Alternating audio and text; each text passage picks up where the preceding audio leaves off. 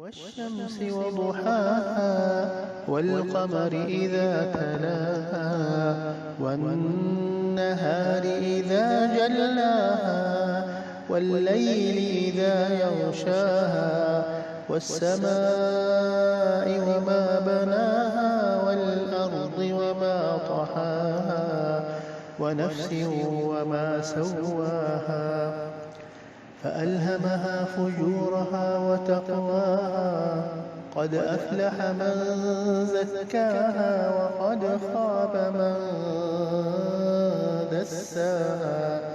كذبت ثمود بطغواها إذ انبعث أشقاها